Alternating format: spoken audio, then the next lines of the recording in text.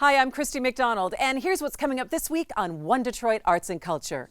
Two friends join musical forces to spread the power of kindness and understanding. Plus, a professional contemporary dance company with a new performance called Stomping Ground. And then, could it be the best slice in the world? Detroit-style pizza makes its case. It's all just ahead on One Detroit Arts and Culture. From Delta Faucets to Behr Paint, Masco Corporation is proud to deliver products that enhance the way consumers all over the world experience and enjoy their living spaces. Masco, serving Michigan communities since 1929. Support for this program is provided by the Cynthia and Edsel Ford Fund for Journalism at Detroit Public TV, the Kresge Foundation, Community Foundation for Southeast Michigan. The DTE Foundation is a proud sponsor of Detroit Public TV, among the state's largest foundations committed to Michigan-focused giving. We support organizations that are doing exceptional work in our state. Visit dtefoundation.com to learn more. Business Leaders for Michigan, dedicated to making Michigan a top 10 state for jobs, personal income, and a healthy economy. Also brought to you by the Fred A. and Barbara M. Erb Family Foundation, and viewers like you.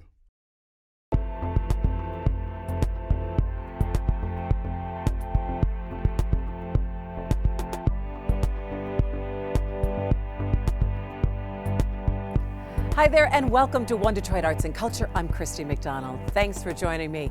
It's the new year. Time to look back on what makes the Detroit arts and culture scene special and look forward to all of the exciting arts and culture events, exhibitions, and so much more to come. Coming up on the show this week, a 30-year-long friendship combined with entertaining and thought-provoking music takes the stage to spark some social change. Plus, a professional contemporary dance company since 1980, DDC Dances works through improv, grounded in topics they're passionate about. The movements are breathtaking. Then, you love it, I love it. We take a look at the origins of Detroit-style pizza and what makes it so unique and delicious. It's all coming up on One Detroit Arts and Culture. Two friends, a reverend who grew up in the city of Detroit and a former teacher who grew up in the suburbs of Plymouth, sparked a friendship at a radio station 30 years ago. Since then, they've been creating music together, performing in cities across the country. Reverend Robert Jones Sr. and Matt Wetruba knew they found something special in the way their audience reacted to their camaraderie on stage and the social education behind their music. That's when they started Common Chords. It's a nonprofit focused on understanding shared values among diverse groups of people. We caught up with the duo to talk about Common Chords' mission at the Reverend's Church, Sweet Kingdom Baptist. Well, this little light of mine, I'm gonna let it shine, Lord. Maybe the main underlying message of Common Chords is that we want to tear down the things that separate us. I'm gonna let it shine, let it shine, let it shine, let it shine. We're more separate than ever, coming out of George Floyd, coming out of the election, coming out of the pandemic. And so there's so little communication that we often talk about, okay, what is the one thing that we say that people don't have pushback? Among those things is art, music, and stories. Through your music and your art, I can experience your humanity. Oh, tell me what I say. Tell me what I say. Tell me what I say. Tell me what I say. Tell me what I say. Nah. Tell me what I say. Oh, I think we should do that again. Common Chords did not spring out of nothing. It sprang out of 30 years of traveling around the country with my best friend, reminding people that there are more things to celebrate than there are to fight about. So we have this friendship. And, you know, it's just our friendship. But then we start to see that there are people who can't get past their differences, who cannot communicate unless they are carbon copies of each other. And I think we started to realize that the same love of shared values that made us friends were applicable to other situations in the society. One of the things we started to notice about the work we did as a duo was the stories we told, the educational aspects of the stuff we did, turned out to be the thing that actually makes us unique. With bluegrass, you had a guitar player by the name of Lester Flatt, and Lester used to play something called the G Run. Mr. Trouble, would you demonstrate the G run? Every bluegrass guitar player at the end of the phrase would go. Oh, that's pretty. Would you do that again? Now, you know. So basically, when we decided to actually formalize it into like a nonprofit organization, the idea was to take what we've already done over 3 decades and put it into words and make an organization around it. So part of the idea of art is, and storytelling and songwriting, is that I can put my story into that song. You experience the song, you learn more about me, I learn more about you, and then we can have a conversation. So this song is for my great-grandfather. His name was Will Cunningham.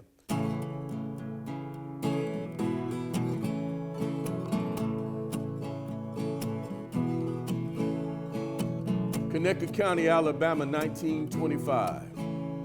Will Cunningham rode into town to get his week's supplies.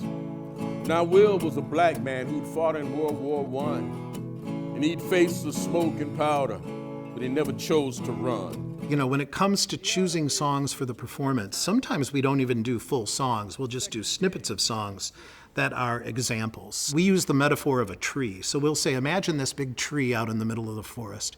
And on this tree are all these different branches, and each branch is a different kind of American music. New branches off that tree seem to pop off every time people from diverse places share their music with each other. So we get a guy by the name of Son House who's down in Common County, Mississippi, and he's doing a song called Death Letter Blues. And it's like,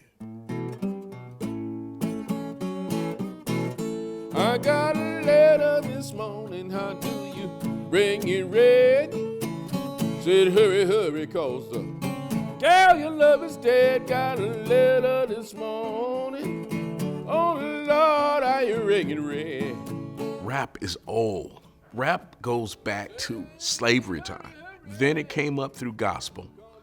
People literally rapping. And then jazz is called scatting. So Matt and I can show you that this stuff has a 200-year-old plus foundation that's based in the idea of using the rhythmic word.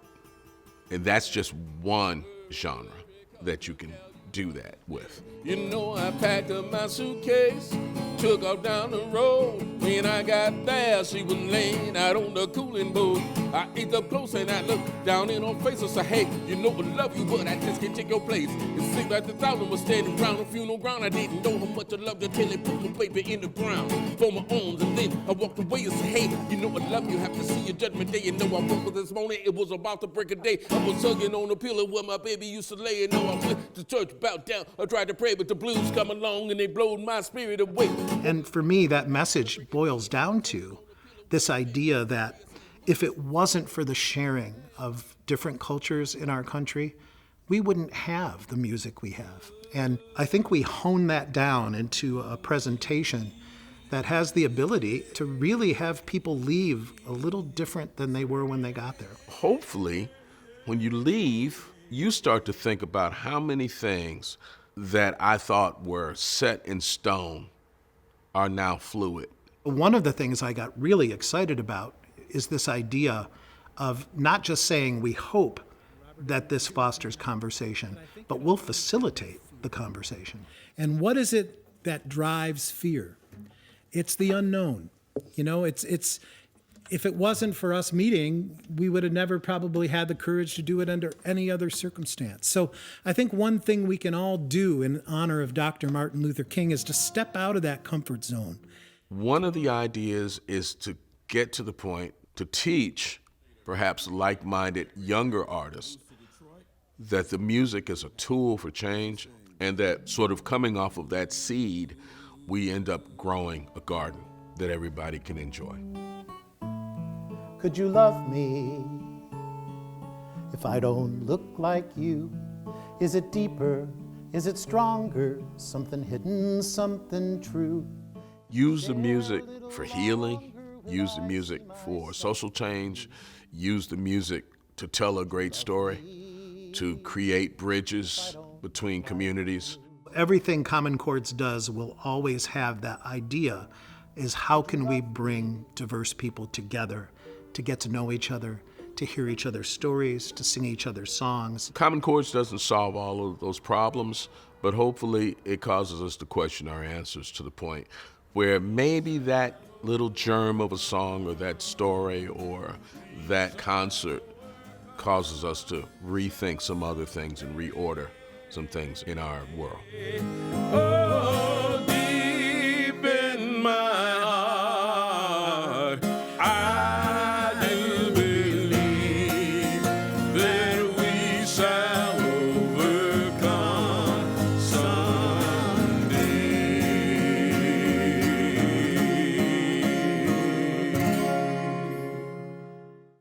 For more about Common Chords, just head to our website at onedetroitpbs.org. Next up, 4 dancers in 1980 set out to create a professional contemporary dance company in Detroit. Though Barb Selinger is the only original member in the company DDC Dances, it still thrives in the beautiful choreography and deep thoughts that go into each performance. We caught up with DDC Dances as they rehearsed for the show called Stomping Ground. The performances touch on critical topics from mental health to climate change.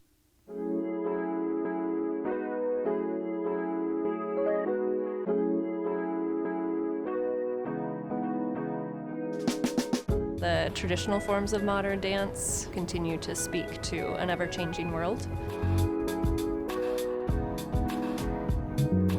The essence of dance for me is about humanity.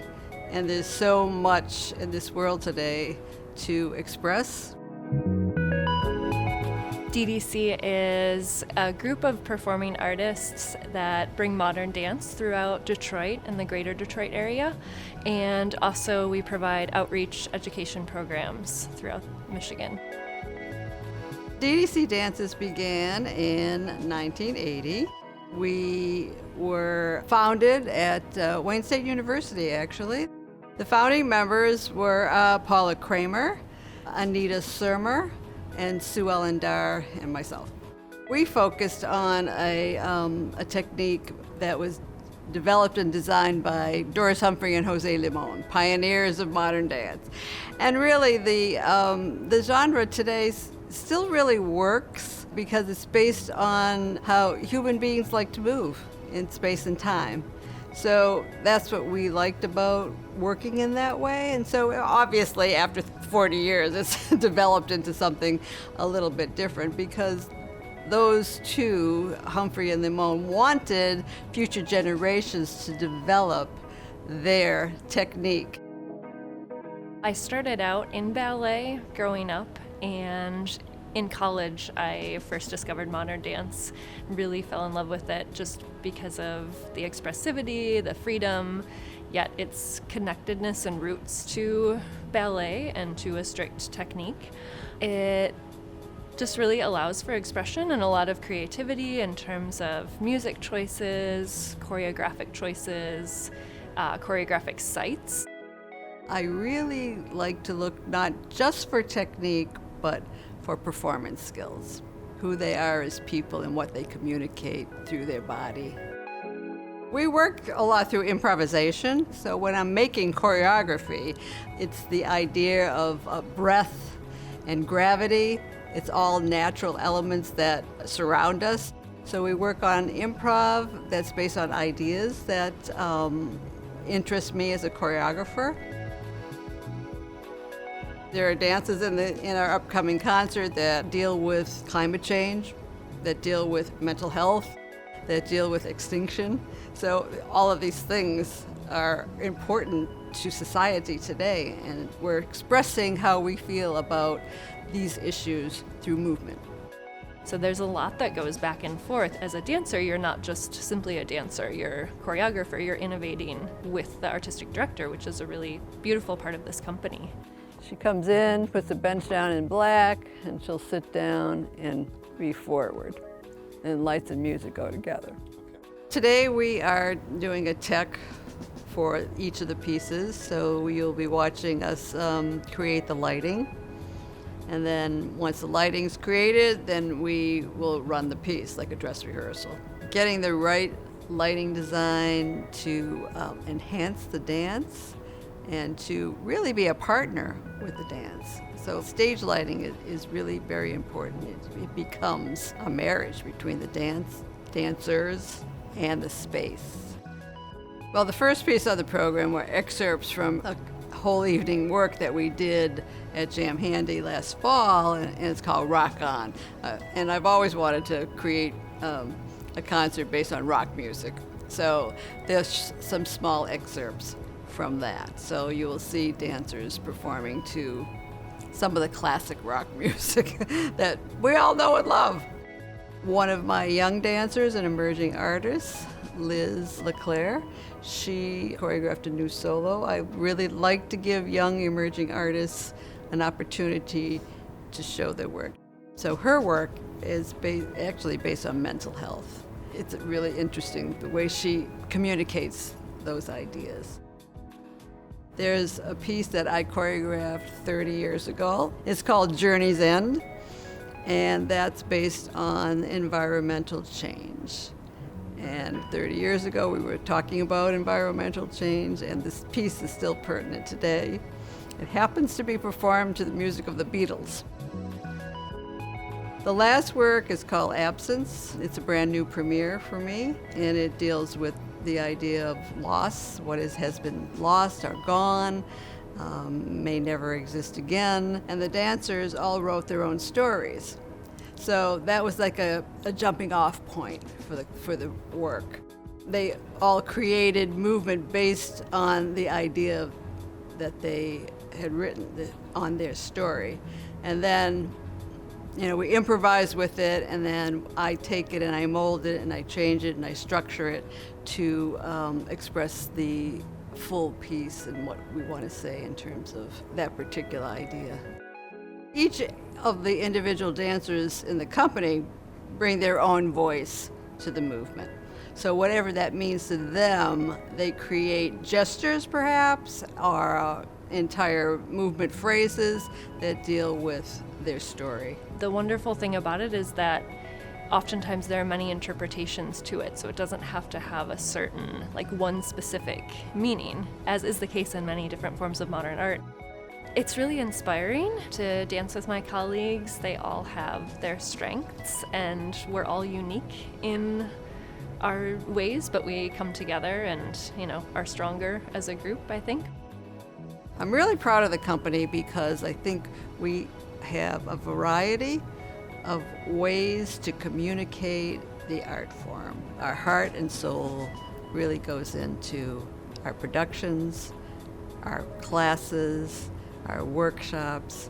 Everything we do with the community has meant so much to us, and we are hoping it has meant a lot to the people that we serve.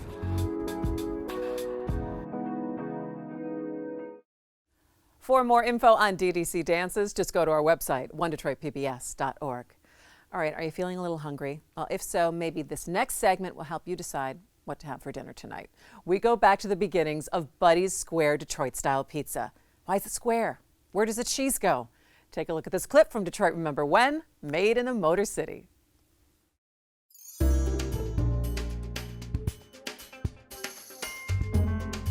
Everybody, square pizza. Square. They make a square pizza, and that was weird. What, are these people crazy?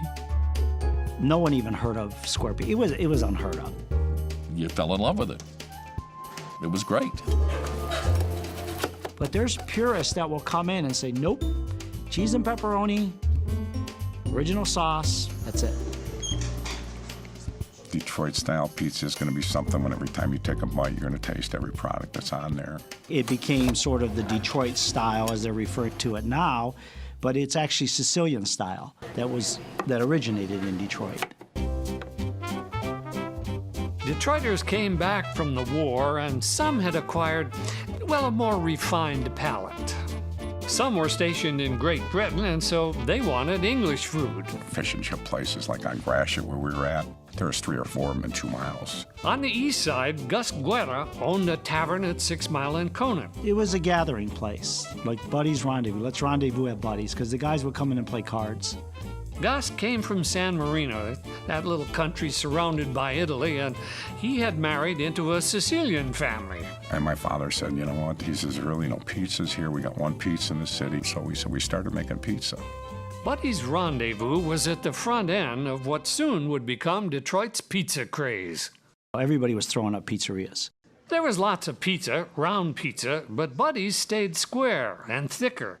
And they used trays that were supposed to hold small car parts or even catch oil dripping from milling machines. It's a labor-intensive process to do our pizza. It requires multiple stretchings where you take a round pizza, you take the dough, you flip it, twist it, and it's ready to go. With us, it's got to sit and proof. And that part of it, it didn't maybe appeal to a lot of pizza people at the time. Buddy's added one more ingredient, too, brick cheese. Brick cheese from Wisconsin, another place with a lot of Poles and Germans, just like over on Detroit's east side. The pepperoni is underneath the cheese, which is unique. What it's known for is the blend of the cheese and the flavors of the sauce with the dough, creating this crunchy pizza that has got a great taste.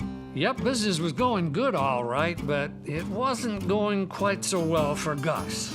My father left Buddy's in 1953. There was a little internal problem between the partners, which can happen in any relationship. Two guys, both named Jimmy, wanted Buddy's, and so Gus sold it to him. He promised Buddy's he'd move it at least 2 miles away, and he found a little farmhouse in East Detroit.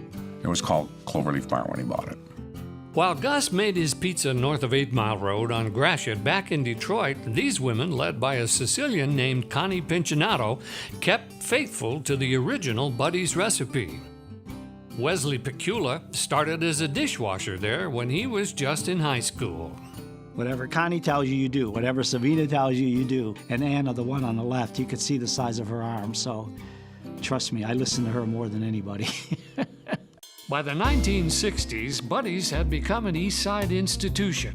Sports teams that played at nearby Jane Field held pizza parties there. Sometimes, hey, they even lined up around the block just waiting for seats. Let's put it this way.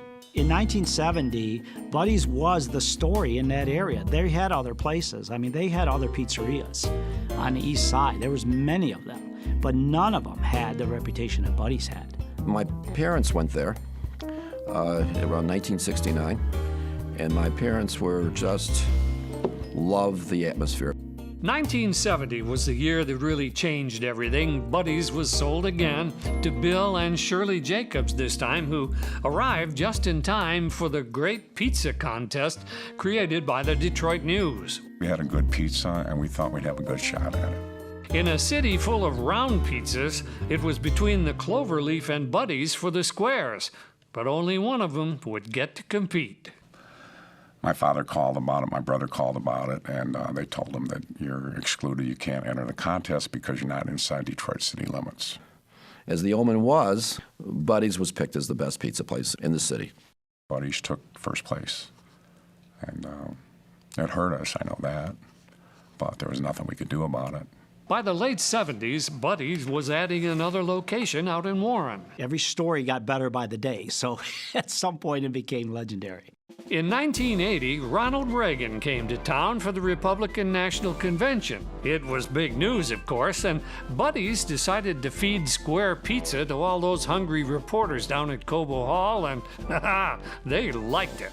Every news person you could mention, every anchor, signed that Buddy's book. Said better than New York. I mean, we had Ted Koppel, this knocks anything out of New York. I mean, we had so many of those quotes.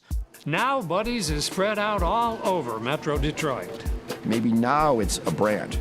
It's the test of time. How much time? Well, almost 70 years. And Cloverleaf is still going strong, too. And then there's Louie's. Now, we've got to mention Louie's. That's Louie's Pizza without an E.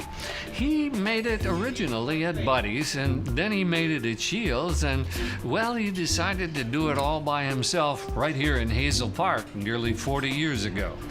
Detroit Square Pizza is good, of course, but we haven't talked about Detroit's iconic round pizzas. Well, maybe more on that next time. For more on our arts and culture stories and live performances, just head to onedetroitpbs.org for more and find us on social media at One Detroit. That is going to do it for me this week, but make sure you get out there and find an arts and culture event to experience this year. It's 2022. Let's renew our view of the arts. I'll see you next week. Take care. Could you love me if I don't look like you? Is it deeper? Is it stronger? Something hidden, something true. If I stare a little longer, will I see myself in you? Could you love me if I don't look like you? Could you love me if I don't think like you? Is it deeper? Is it stronger? Something hidden, something true. You can find more at onedetroitpbs.org or subscribe to our social media channels and sign up for our One Detroit newsletter. From Delta Faucets to Behr Paint, Masco Corporation is proud to deliver products that enhance the way consumers all over the world experience and enjoy their living spaces. Masco, serving Michigan communities since 1929. Support for this program is provided by the Cynthia and Edsel Ford Fund for Journalism at Detroit Public TV, the Kresge Foundation, Community Foundation for Southeast Michigan. The DTE Foundation is a proud sponsor of Detroit Public TV, among the state's largest foundations committed to Michigan-focused giving. We support organizations that are doing exceptional work in our state. Visit dtefoundation.com to learn more. Business Leaders for Michigan, dedicated to making Michigan a top 10 state for jobs, personal income, and a healthy economy. Also brought to you by the Fred A. and Barbara M. Erb Family Foundation, and viewers like you.